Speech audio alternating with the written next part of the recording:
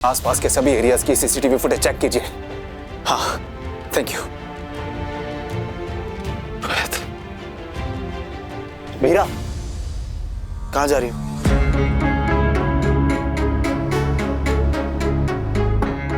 देखो, नीचे दादी साहब ने तुमसे जो भी कहा उसके लिए I'm really sorry। तुम और दादी साहब सॉरी का फ्रेम उनके रूम में क्यों नहीं टांग देते? दोनों दादी पोते उसे देखकर सेंटी होते रहना कि वाह हम कितने अच्छे लोग हैं। एक तो अनाथ लड़की को घर में पनाह दी, ऊपर से उससे सॉरी भी कह रहे हैं। मेरी बात अभी खत्म नहीं हुई है अरमान। इस अनचाही शादी में फंस कर रह गई हूँ मैं। पता है कभी कभी क्या लगता है?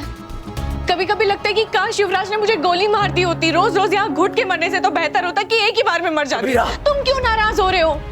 अच्छा ही तो होता ना अरमान। ना मैं तुम्हारे इस घर में आती, ना इस घर में तमाशे होते। तुम अपनी चिट वाली लड़की के साथ होते। रोहित भी शायद घर छोड़ के गया नहीं होता। परफेक्ट हैप्पी एंडिंग होती। हैप्पी एंडिंग कहानियों में होती है, रियल लाइफ में कॉम्प्रोमाइज होते हैं। एग्जैक्टली। बोझ टाइप के रिश्तों में कॉम्प्रोमाइज ही होते अरमान, जैसे तुम मेरे साथ कर रहे हो। इतने दिनों में ये रिश्ता तुम्हें इतना बड़ा बोझ लगने लगा है तो फिर एक साल तो बहुत लंबा टाइम होता है। किसी अपने को खोने का दर्द क्या होता है ये मैं अच्छी तरह समझती हूँ। बट यू डोंट वरी, तुम्हें ये दर्द नहीं सहना पड़ेगा, क्योंकि चाहे कुछ भी हो जाए मैं रोहित को ढूंढ कर निकालूंगी।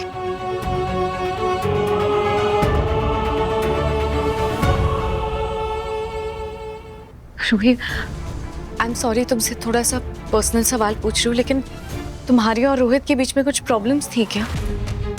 तो फिर मेरी जासूसी करने लगी? नहीं, मतलब वो रोहित घर से गया ना तो सब मुझे ब्लेम कर रहे हैं। ओह, तो अब तुम तुम्हारा ब्लेम मुझ पे शिफ्ट करने आई हो? वो गॉड नो, वो बस चुपचाप रहने लगा था तो मैंने सोचा मैं तुमसे आके बात कर लूं। हो सकता है तुम दोनों के बीच में कुछ ना हमारे बीच कोई झगड़ा हुआ है ना कोई प्रॉब्लम।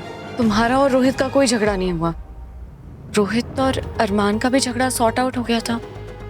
मुझसे भी जाने से पहले उसने बहुत अच्छे से बात की, तो फिर रोहित घर छोड़ के गया क्यों? तुम्हारे मन में कोई बात है तो कह दो, I'll understand। रोहित को मेरे और अरमान के बारे में पता ना चल गया हो? I'm so sorry नानू। तू क्यों सॉरी बोल रही है बेटा?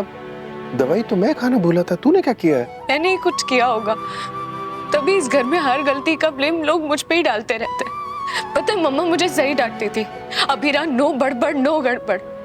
मैं इस घर में बड़बड़ किए जा रही हूँ और गड़बड़ हुए जा रही है। अरे बेटा तेरी कोई गलती नहीं है, तूने कुछ नहीं किया है। पहले मुझे भी ऐसा लगता था पर नानू, पर यहाँ पे सब लोग मुझसे नाराज ही रहते हैं।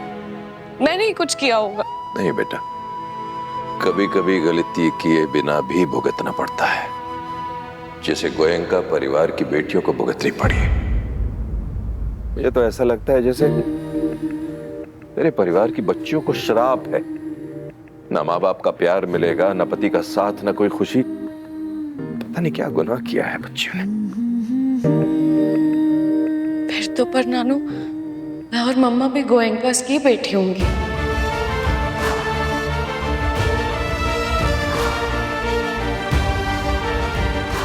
आपको पता है मम्मा और मैं ही एक दूसरे की फैमिली थे। मेरी मम्मा ने अपना सब कुछ बहुत पहले खो दिया, मेरे पास सिर्फ वो थी, मैंने उन्हें खो दिया। लेकिन पर नानू रूही की किस्मत आपकी बेटियों जैसी नहीं होगी। रूही और रोहित खूब हैप्पीली रहेंगे, आप देखना। ये रिश्ता क्या कहलाता